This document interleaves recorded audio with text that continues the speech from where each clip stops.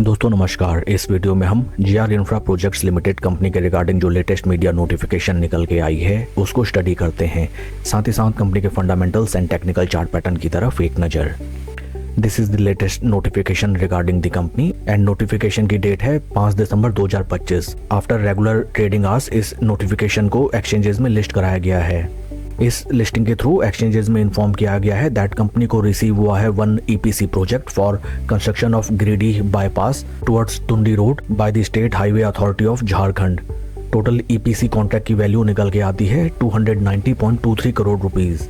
Once again I will reiterate that GR infra projects limited company को engineering procurement and construction project receive हुआ है by the state highway authority of Jharkhand totalling amount of rupees 290.23 crore rupees.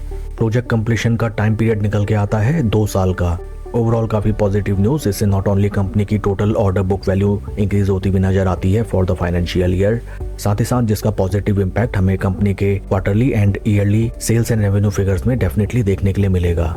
Company के fundamentals को अगर हम देखें, right now stock is trading at a P of 9.26 जबकि industry का पी है 22.53। इंडस्ट्री पी से अगर हम कंपेयर करें, GR infra projects limited company का स्टॉक हमें राइट नाउ काफी बढ़िया वैल्यूएशंस पे ट्रेड करता हुआ नजर आता है।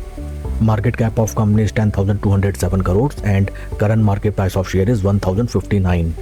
सितंबर क्वार्टर की लेटेस्ट स्टेक होल्डिंग अगर हम देखें, यहाँ पे हमें नजर आता है that promoter stake holding is at 74.69। There is no change at all. FIS की पोजीशन 2.88 से थोड़ा सा रिड्यूस होकर 2.85। DIS की पोजीशन 19.28 से इंक्रीज होकर 19.42 and number of retail share holders 62,000। Overall कोई भी मेजर चेंजेस सितंबर क्वार्टर शेयर होल्डिंग में नजर नहीं आते हैं। आइए अब हम चलते हैं स्टॉक के टेक्निकल चार्ट पैटर्न की तरफ। This is weekly time frame जहाँ पे हमें नजर आता है दैट स्टॉक ने जो अपने लाइफ टाइम हाइज लगाए थे in the month of October 2021, right now stock उन प्राइस लेवल से हमें अराउंड 54% के ड्रॉडाउन में ट्रेड करता हुआ नजर आता है।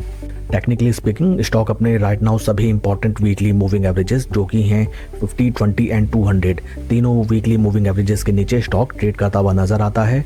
स्लो एंड स्टडी स्टॉक में हमें एक तरफा गिरावट होती हुई नजर आती है।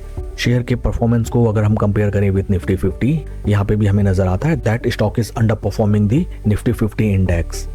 इस स्टॉक में अगर आपकी पोजीशन है देन राइट नाउ आपको एक क्लियर ट्रेंड के इमर्ज होने का वेट करना चाहिए एंड जब स्टॉक में कोई ट्रेंड रिवर्सल का साइन दिखे, we have to make our position or we have to average out our position at the time of retracement, जैसा कि हमने पास्ट में इन प्राइस लेवल्स पे होते हुए देखा।